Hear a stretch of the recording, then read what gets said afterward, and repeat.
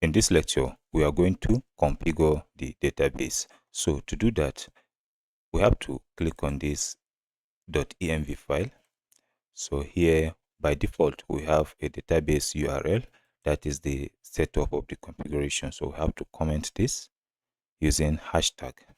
So see the second one, we are now going to uncomment it. That is this particular one here. All right.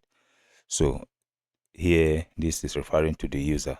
So the current user of Symf is not changed, so we use root, unless if you change your username.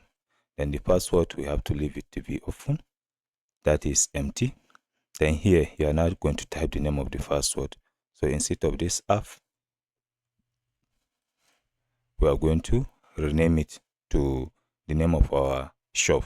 So we call it shop is. So this is the name of the database. So that's the only thing we need for now. Next is we are going to use Doctrine to create this database. So go to terminal, new terminal. All right.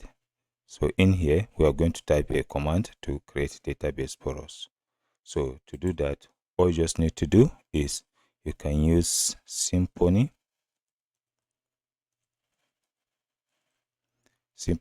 console, then Doctrine,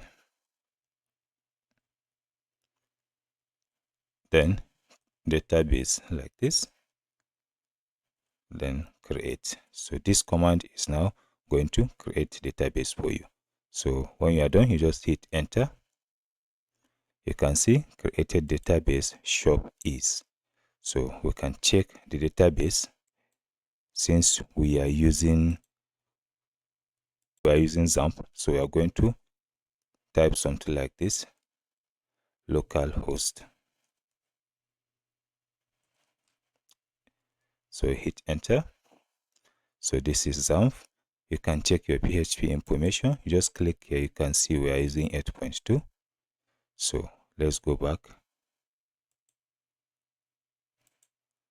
You can see PHP Let me zoom it, therefore you can see it clearly. This is PHP so you just click on it. So clicking on this is going to open PHP where you are going to be managing your databases. So the database we created is shop is. So you have to, this is it here, shop is. So you just click on it, then you can see this is the database, but currently we don't have any table inside. So later on we are going to see how we can be able to work with table and other things. So that's all about configuring the database using the Doctrine. Here we have come to the end of this lecture. See you in the next lecture.